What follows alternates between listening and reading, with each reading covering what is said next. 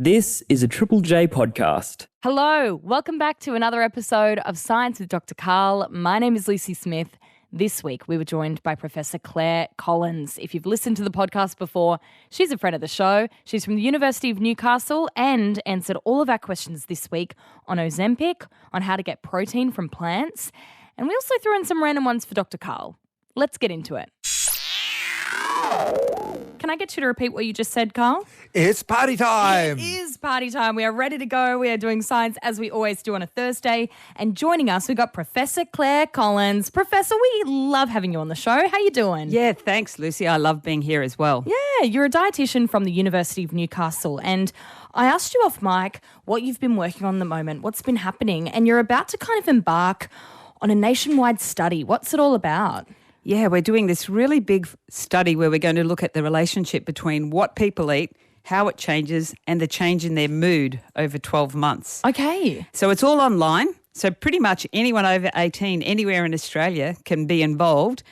It's pretty hard-going questionnaires because we really want to know about your brain health as well as your diet, what you're eating in great detail. So you've got to be honest, right? You got to be honest, but there's a couple of trade-offs. We're actually going to give you back a personalised report on what you're eating as a thank you, and we're going to put people in a prize draw so that if they stick with us in filling in these questionnaires, and I'll be honest, they'll take 45 minutes to 1 hour. But hey, you're doing it in the name of nutrition science. So if they just follow me on LinkedIn, find me on LinkedIn, we've put a link there to how to get into the research. We would love people. We're trying to get 2,000 Australian adults to be part of the study. You also want a varied range of adults as well, right? Yeah, we really do. A lot of our studies, we go, oh, have you got this condition or that condition? You're out. But this time we really want to find people who are living with diabetes. They might have high blood pressure. They might have heart disease. There's very few conditions that are exempt. So the whole survey starts with that eligibility check. Wow. So we won't waste your time if you're not eligible. But, it's in the name of science. And then, 12 months from now, I'll be able to tell you whether people's change what they eat over a year and whether or not that really is related to the food that you're eating. And I think people will really love the personalised report. We show them where their food groups are coming from, 20 different groups. We show them their nutrients, folate, calcium, iron and zinc, and how that compares to age-based recommendations. So they'll get a nutrition checkup as well. Yeah, people pay a lot of money for those, usually through their GP or through, a different service. So Well, you can't get this one anywhere else unless you're in the study or one of our studies. So come on over. Okay, Professor Clare Collins is on LinkedIn if you want to check out a link to that one. Follow her while you're there. Dr. Karl, should we get into some questions? To the audience. Let's do it. We've got Jaden in Melbourne here. Now, Jaden, you do have a question for Karl. What is it? Yeah, morning, doctors. I was just wondering, sometimes I get like an itch on, like, for example, I had an itch the other day on my face, and then when I go to scratch said itch, as I'm scratching it, I can feel it elsewhere on my body. Like, for example, I felt it on my back, and I was wondering if there was some sort of explanation for that. There's a bunch of things going on. Firstly, there's the concept of referred sensation. So it turns out that when you get a bit of pain in your left armpit sort of area, it goes to a certain part of your brain, and every time you hurt yourself there, you get pain, and you think, I've got pain in my left armpit. But the pain from your heart also goes to exactly that same area in your brain. And your whole life, you'll never have a heart attack. And one day you have a heart attack, and suddenly you're thinking, oh, there's pain in my left armpit, but no. So that's that sort of left shoulder pain. So that's called referred pain. So firstly, you can have a bit of cross-wiring in the brain anyway. Secondly, you can, if it's happened in the past, you can create a new pathway where you make it happen. So even though it's not formally wired up in your brain, you can kind of rewire your brain by accident, which means that, on the other hand, you can sort of rewire it out. Now, Professor Clare, you know a bit of neuroanatomy as well, I'm guessing. Yeah, a little bit, but I don't think I've got an answer for that one, Karl, like why a niche somewhere would refer somewhere else. Okay, and then finally to finish off, phantom pain. I was going to say that, like a phantom itch or something. Yeah, like a question for the audience. Put your hand up around Australia.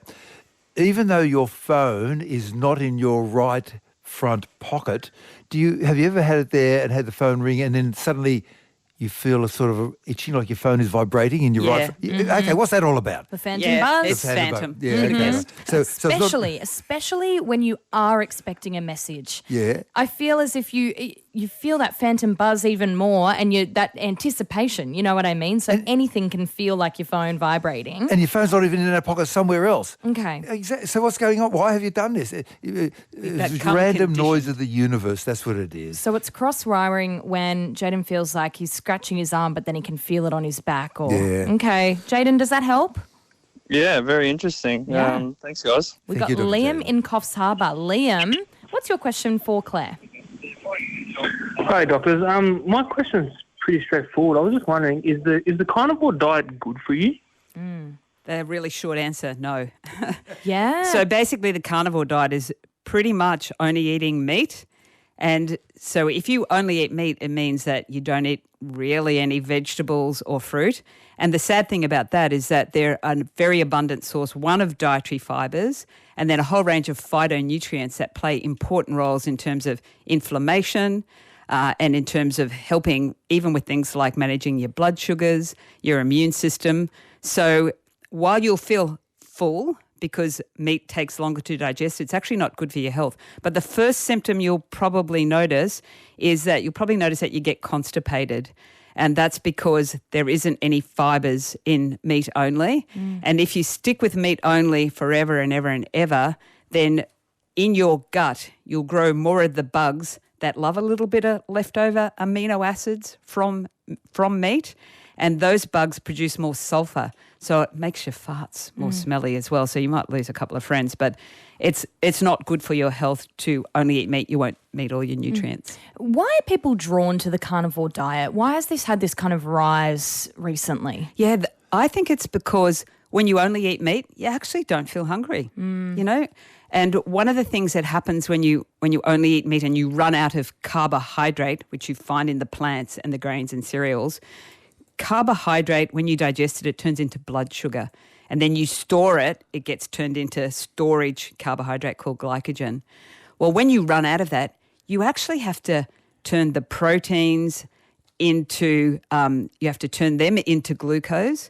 You have to draw on your fat stores, and you produce these other chemicals called ketones. Ketones are like acetone in nail polish. So you get an acetone smelling breath as well, and they actually have an additional effect on lowering your appetite. So people love it because they don't feel hungry, but they also get bored and then cut down on the amount of food you eat. Because if you only eat the same food, meat, it gets pretty boring. So that's why it's appealing, but, you know, don't stick with it for more than a week or so. You'll get really bored and you'll eventually become unhealthy. Now, you said that meat makes you not so hungry, and it suddenly brought back a memory when the whole family was travelling across the USA, and we end up at a bakery, and the bakery was a bakery in name only because we had meal of cow meat and deer meat and turkey meat and pig meat and chicken meat and every sort of meat you could imagine. And so all of the male side of the travellers, we just went ape on the meat, and that was at lunch. And then we ended up in San Francisco that night, and it was sort of like, you hungry? No, to any of the males. The next morning, you hungry?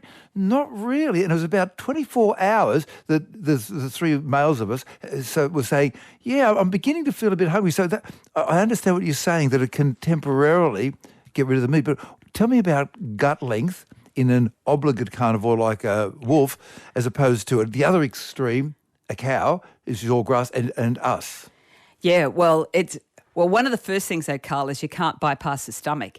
So in the stomach, especially if you haven't chewed up all of that meat really well, you've got to mechanically break it down and then it'll get released. So I suspect if that kind of big meaty dinner, you still had some of it left in your gut the next day, I think. Yeah, and then you've got to digest it all down the length of your tail. I don't know how long the gut is on a wolf, did you say? It's very short, like only it's a metre. short. It's very short.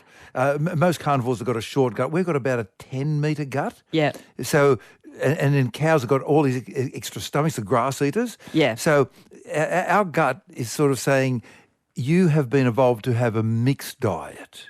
And the other interesting thing, though, about humans is we didn't used to think that protein would end up in the colon, but they know that some short chains of amino acids do when you do what you did, when you did your meat binge, because you've actually now overwhelmed your ability to digest and absorb this mega meat meal. That's why some of the sulfur-containing amino acids end up in your colon, and some of those bacteria have a field day and you lose your friends when the hydrogen sulfide goes out the other end. Because you smell? Yeah.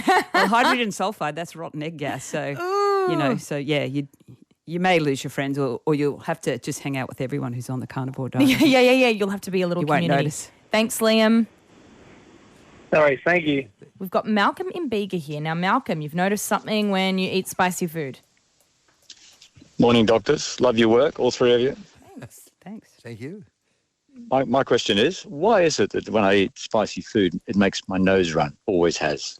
Yeah, so it's so interesting. Who would have thought that you actually had receptors in your nose for capsaicin? So capsaicin, it sounds like capsicum, but it's actually the receptor that responds to spicy food. So you got them in your nose. So when you eat spicy food, some of the smell of it goes up and stimulates your nose, and you just produce mucus. But here's the other interesting thing that I never knew until like last year. You actually have capsaicin receptors all along your gut, but you don't normally feel them, except you do have some on your anal tissue. So the same sort of concept, if you go mega spicy and you overwhelm all your capsaicin receptors all along your gut, some capsaicin is going to make it all the way to the other end. And especially if you're wearing tight undies, as you do a fart, some of those capsaicin receptors are going to get stimulated and you're going to go, oh, that's a hot one.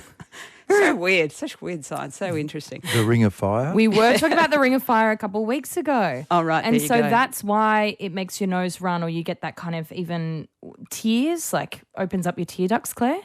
Yeah, same sort of thing. You know, your body's going, oh, that's a bit hot. I'm going to produce mucus and get rid of that. Get rid of that aggravator. Thanks, Malcolm. Glenn in Lilyvale, what is your question? Hey, doctors, love the show. I have a question regarding, as a child, I had an allergic or mild reaction to tomatoes, which was covered by putting sugar on it, and eventually I grew out of. As an adult, I have a severe reaction to shellfish, the red shellfish, shrimp, prawns, lobster. Is there any correlation, and could you grow out of it just by consuming lots of it? Lots of shellfish. The first thing I'm going to say is make sure you go and talk to your GP in case they want you to see an immunologist. That's a person who specialises in immune reactions and allergies. But I want to tell you a story. So I got asked on Triple J, can you develop a first-time food allergy as an adult? And honestly, I didn't know the answer. So I went away and researched it and found out that, and wrote an article for The Conversation, that the answer is true.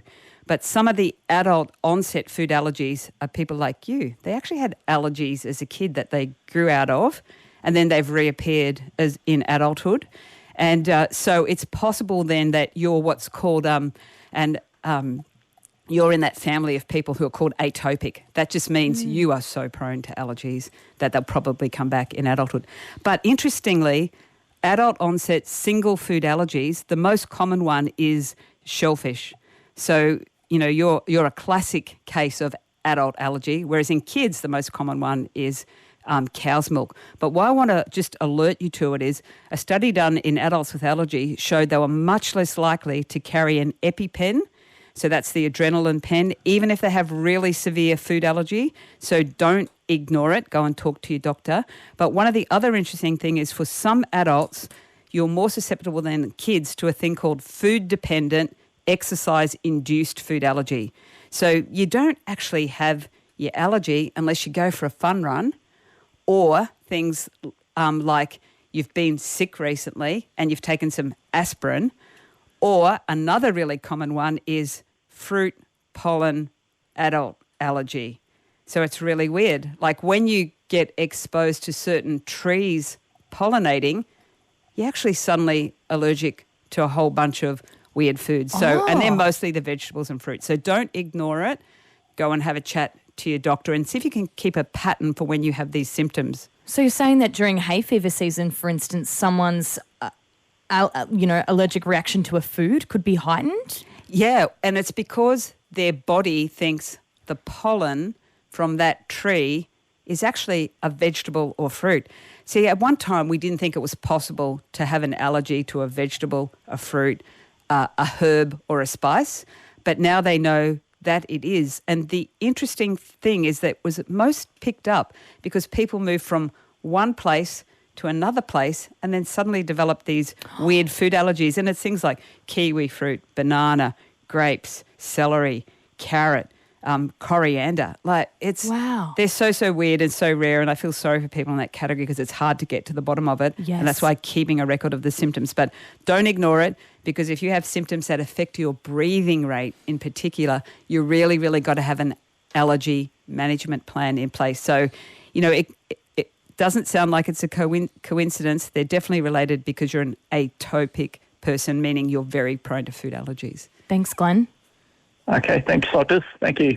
Also love that, a question that you got on Science with Dr. Karl then set you on a path. Yeah, it did. And it's really interesting. And I had no idea that it was on the increase, adult onset food allergies, and these very unusual ones that only happen maybe after exercise or in certain pollen seasons. But they've all got names. So go to the conversation and you can actually read more about it if you go, hey, that's me, I've got weird food allergies. Yeah. And you can listen back to any episode with Clare Collins via the podcast feed, Science with Dr. Karl, wherever you get your podcasts. We've got Mitch in Brisbane here with a question for Karl about magnetism. Mitch, what's going on?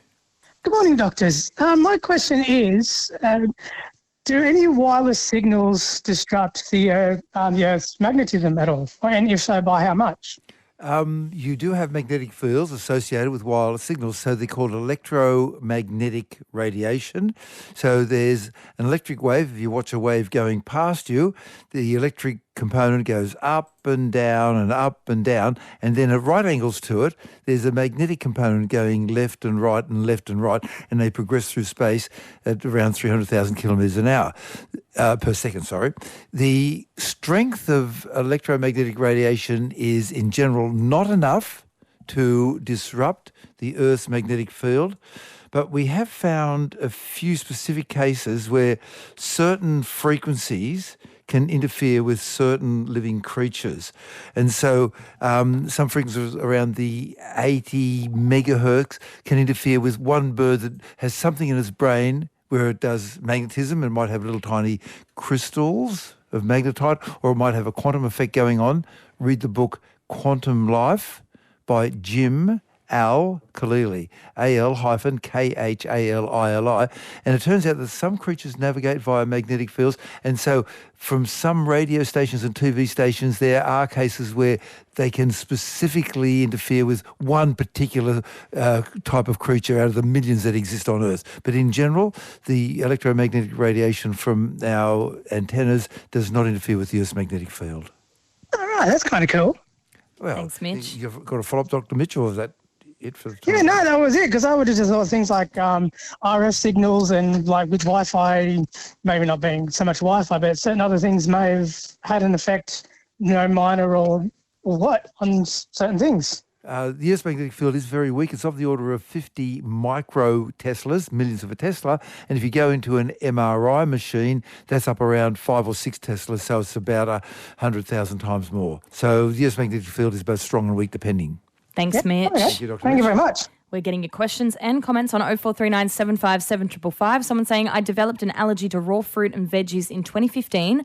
I saw an immunologist and he said I had pollen food allergy from allergies to grass and birch trees. Yeah, that's absolutely one of the ones that I talked about. So, and I found it fascinating that for some people it only happened after they moved. But the Japanese birch is the naughtiest tree for triggering food pollen. So don't put it in if you're an atopic person. Don't plant birch trees. And what were you saying about meat glue and the rise of celiac disease appearing in a different way in adults where it used to appear in kids? Have we got time for that? Yeah, so there's a processing agent called transglutaminase that it's kind of like the celiac disease the celiac, one way of detecting celiac disease, but it's actually a processing agent. So it's made to make proteins stick together.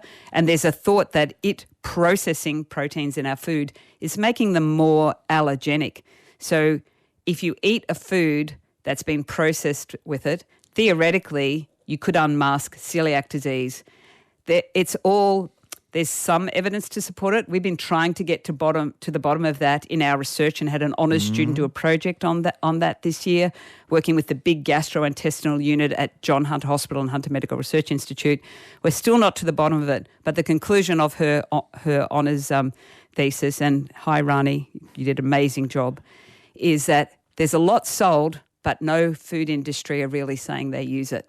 So we're going, there's something up here. Okay. So watch this space. So you'd have a factory where they're making meat and there's all these little tiny scraps, and so they glue them together with this meat glue and say, here's a chicken nugget. And so it's all wrapped in stuff so you don't know it's being glued together. And the other side of the coin is that is this correct that celiac disease used to be something that appeared at an early age and you had it for life, yada, yada, and suddenly, over the last 20 years, it's appearing in adults? Yeah. And it hasn't done this for the last 1,000 years? Absolutely. It's increasing adult onset.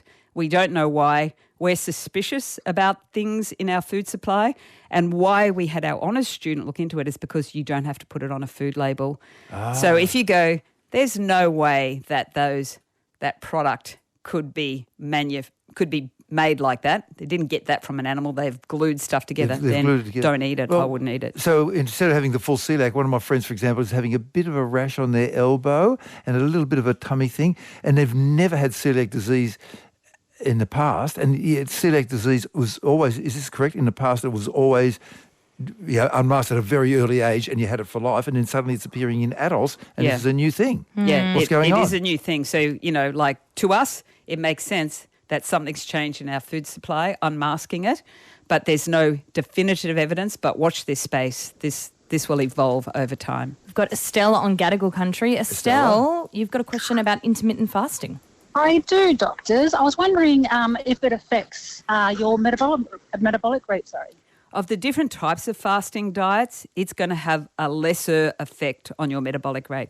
So what intermittent fasting is, rather than fasting every single day, and by fasting there's different levels of it, but basically you're really reducing your energy intake. Intermittent fasting, you do it maybe 3 days a week or 2 days a week, like the 2-5 diet. So, and on the other days you go back to eating what you feel like. And so it's less likely to slow down your metabolic rate because it's probably 2 or 3 days out of the week. What's interesting though with metabolic fasting is when the 5-2 diet first became popularised, and they thought, how is this going to work? We're going to compress a whole week of kilojoule restrictions into just 2 days a week and get people to eat only 500 calories or 2,000 kilojoules, which is pretty tough if you're in that research study, is what they thought was, I bet you people binge on the other days. And they found they didn't. That by fasting on 2 days a week, it kind of like did the opposite, like reset their appetite, like made them rethink what they wanted to eat, even though there was no restriction on the other days. So, prolonged fasting will reduce your metabolic rate. A couple of days a week will have a lesser effect, and it may have this. There's evidence to say it does actually help reset your appetite. Renee in Canberra, what's your question? Hi, doctors. My question is, how do we get proteins from plants and how does our body use them? Wow.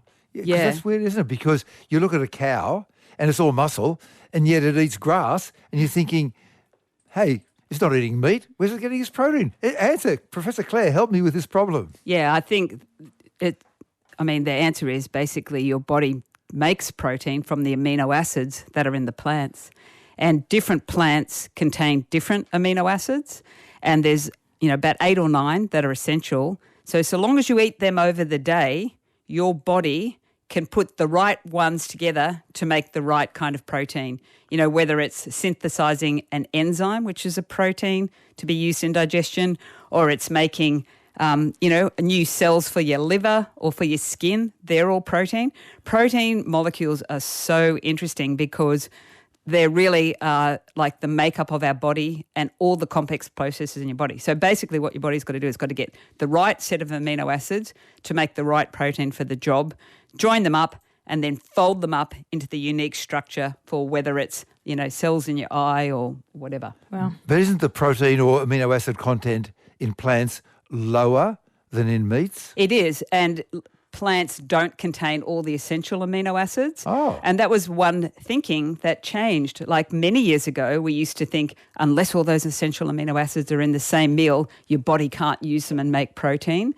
But it's not true. It turns out they do hang around in your circulation for a little while. So over the course of the day, so long as the right proteins can find each other, your body is able to synthesize quite a range of protein molecules for different purposes in your body. So there's relatively few proteins in, for example, spinach or corn, but more in beans? Yeah, absolutely. And so it's important to say, well, what are the best plant proteins? Well, it's the legume family, so lentils, chickpeas, kidney beans, good old baked beans, 4-bean mix. There are proteins in grains, so bread, breakfast cereal, rice, corn. All of those things contain some proteins, those plants. It's just that if you eat an egg, you get all the essential amino acids. In one go. And if you eat meat, you get all of the essential... Yes. So back when I was a full-time vegetarian, there was this thing called complementary proteins. So it's either do soybeans have all of the meat protein or it doesn't? No. And that's why, like we used to say, if you're going to have lentil stew or soya bean curry, you got to have rice with it. We don't say that anymore because over the course of a day, so long as all those essential ones show up to the digestion party, then you'll be right. You'll be able to make the proteins. I've been living a lot. Until a minute ago, I thought that soybeans had all the essential proteins, which is why I love soybeans to pieces. Have I now got to dislove them a little bit or start adding in other beans and rice? Yeah, that's right. Just if you eat a variety of food, the most important nutrition message would be eat a variety of ordinary foods that grow in nature. So if you go to our free website, No Money, No Time, we've got a quiz there called the Healthy Eating Quiz.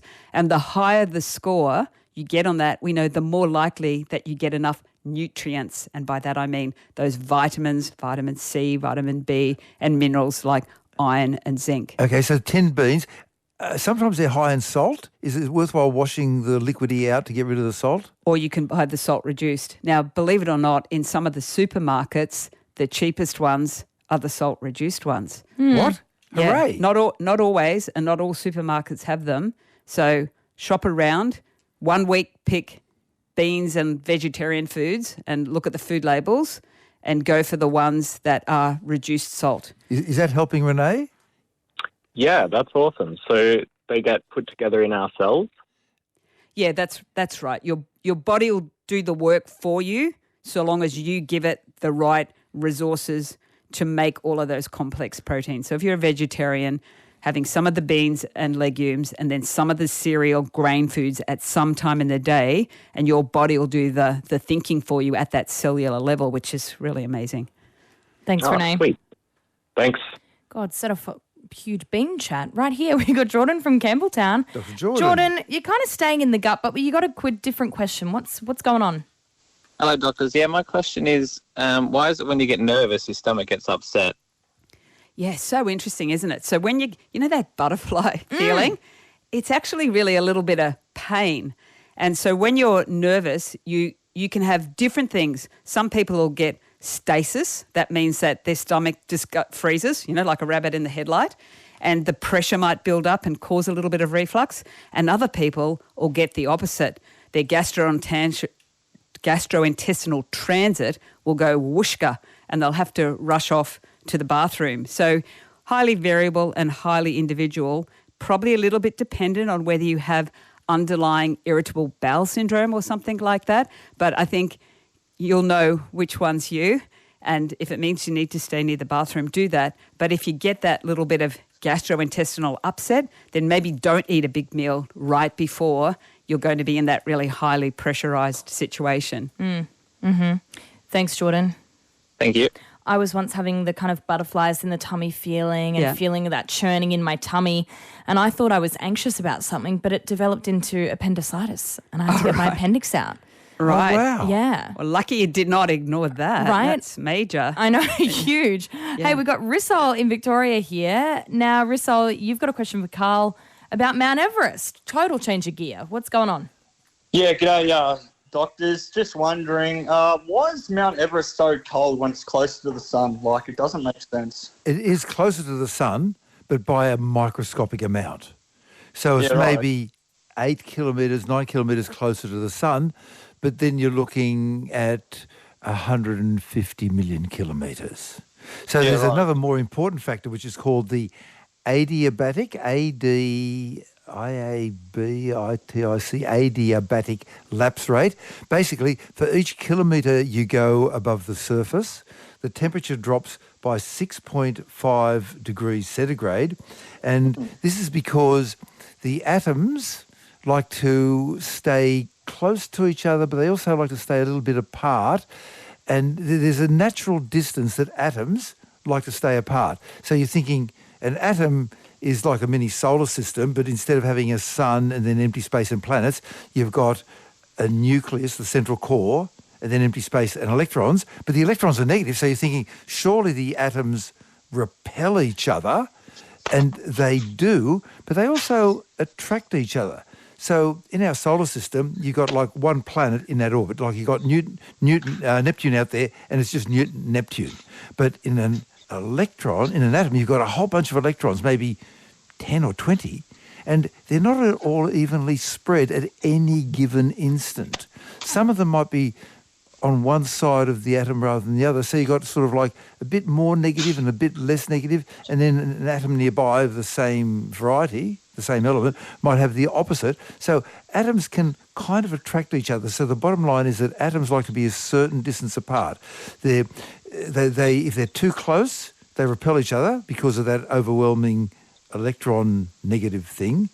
But if they're too far apart, they'll attract each other. And as you go to higher altitude, the atoms have to move further apart. The oxygen and nitrogen molecules have to move further apart because there's more of them at the bottom. They're all piled on each other, and it takes energy to do that. That energy comes from the motion of those molecules. And if they've got less motion, they're colder. Yep. So it's a complicated topic. It's called either a van der Waals force, look it up in Wikipedia, VANDERWAAL, or adiabatic lapse rate. And it took me a while to understand it, but have a go at it, and eventually it'll make sense. Yeah, right. It's a big can of worms there. No, thanks. Very descriptive. Very descriptive. Now, I can get you to do an experiment. You ready to do the experiment, Risol? Yeah, right. Okay, on your open hand, with your open mouth, blow onto the palm of your hand and tell me if it's hot or cold. It's a bit medium. Okay, now the same hand, same distance, but turn your mouth, make a tiny, tiny hole and blow air out of that tiny hole. Is it hot or cold? Colder. Yeah, it's colder. Yep. Hang on. Same mouth, same air, but the difference is the molecules were squashed together as they went through that hole in your lips, and then they expanded. So you saw that adiabatic lapse rate happening right in front of you. So it's a complicated topic. People bust their head on it in physics. Best of luck, Dr. Rizal. Kat in Wollongong, what's your question? Hey guys, so I just had a quick question. As I note that my whole social media feed is filled with PCOS content, and as a PCOS girly, a lot of people are now noting, especially clinicians, that PCOS is more of like a metabolic disease rather than a hormonal or anything to do with like reproductive issues, like even though it still is. I just wanted to see, does Dr. Karl have any information on how kind of metabolic issues or women's gut health in general is linked to reproductive health? Hi, Claire here. We absolutely think that PCOS has a big metabolic component, and because you become resistant to insulin, so that means your blood sugars go up, and then that gets in the way of hormonal regulation. But Karl, I think you had some information on that too. Yeah, I wrongly thought from the name that it was a syndrome where your ovary made too many cysts. So poly means many. And then I read an amazing article, and this is my homework for you. You ready for it, Dr. Kat? Yes. Okay, so go to the New Scientist site. It's just New Scientist, whatever it is. And then there's an article, so look up, then type in PCOS, and there's an article by somebody called Alice Klein, Klein, and she's the Australian correspondent for The New Scientist. And I spent about half an hour reading that article, and it blew my mind. It is not just simple, your ovaries have too many cysts. It is, as you are suggesting, a deeper disease. I wouldn't trust everything that you're seeing in social media, but I would trust what Alice Klein says and also what you read in Wikipedia. So look, I'm so glad you rang because this is a very common condition and we need to set the record straight, and Alice Klein has done the most gorgeous job of setting it straight. Beautiful. Awesome. Thanks so much, guys. Thank you, Dr. Thanks, Kat. Kat. We've got Sophie in Victoria here. Dr. Sophie, what's your question? Hi, doctors. I was just wondering how Ozempic works in terms of weight loss. Yeah, so everyone's talking about Ozempic. So the active drug in Ozempic is called semaglutide, and it has 3 main actions. It works physically on slowing down your stomach emptying, so your tummy's full. So surprise, surprise, of course you don't feel hungry. It has hormonal actions. It changes the hormones that regulate both blood sugars and appetite, and that's why it was first put in place for diabetes, because it lowers your blood sugars. And then the last one is it actually does things to your brain. That means that it turns off you being responsive to food cues in the environment. It's called food noise, so that you go, I can now look at pizza, it does nothing. Absolutely nothing. Food noise? All of these. Food noise? What's food noise? Yeah, so food noise, in the olden days it was called food cue reactivity. But food noise is, you know how if there's a Tim Tam in the fridge, it's calling my name. Or you go to a shopping centre and you just had lunch, but, I feel like that spicy stuff, or I want this fresh bread. That's food noise, and it's a fundamental driver of survival. Find food and eat it. And so historically, some people are really good at finding food, but in the modern environment, it's not your friend. Food noise is not your friend. And even though that wasn't an objective of the original trials on semaglutide, Ozempic for diabetes, Wegovy for weight loss, this is what people are now telling all the researchers. When I'm on these medications, I'm no longer interested in food. I'm not being hounded by food noise. So the drugs are pretty amazing. And actually, where they discovered this GLP-1 agonist was actually from the animal kingdom, Karl. Yeah, so there's a creature in the southern deserts of the United States called the Gila monster, and it's maybe half a metre long and 10 kilograms or whatever when it was full size. And they were thinking, I just want to find out what sort of chemicals there are in this creature, in all reptiles. And to their surprise, they found an answer to how come a reptile will have a meal and then not eat for a whole week. Yeah, it's quite amazing. So this GLP-1, so in our body, this GLP-1 gets released when you eat, lasts about 2 minutes. But they've made a receptor agonist. That means in your body, it can tickle all the receptors and make you think GLP-1's still there. The half-life of Ozempic is 170 hours. 170 minutes or 170 hours? Hours. So it's an injection, Karl. You're talking 2 minutes for the natural version. In your blood, it'll survive for 2 minutes versus 170, not minutes, but hours? Yeah, that's right. And I've got to say that for people, we've been waiting like 20 years for a very effective drug for people living with severe and complex obesity. And if that's you, go and talk to your GP. And in fact, just this year we had the first case where it's just that we did the tip over. For the first time ever in human history, more people are dying from having too much food to eat than from too little.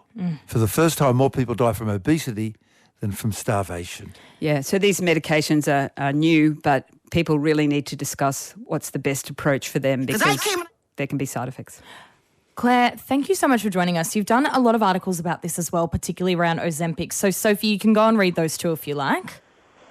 Thank you so much. Yeah, for the conversation. We'll chuck those in the show notes as well via the Science with Dr. Karl podcast, which is where you can listen back to this. Clare Collins, thank you so much for joining us. Pleasure. Dr. Karl, I'll catch you next week. Peachy keen.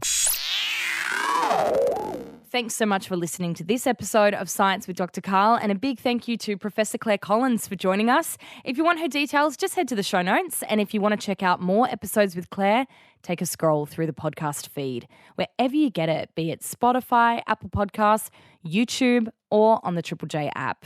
I'm Lucy Smith. This episode was produced by Sarah Harvey, and we'll catch you next week. See ya. Dave Marchese here from the Triple J Hack team. Hey, if you love Dr. Karl's podcast like I do, you might enjoy the Hack podcast as well. Each day we bring you the news that matters to you, from the latest science on climate change to what's happening in politics and news around the world. The Hack Podcast. It's your daily fix of the news you need to know. Get it wherever you're listening now.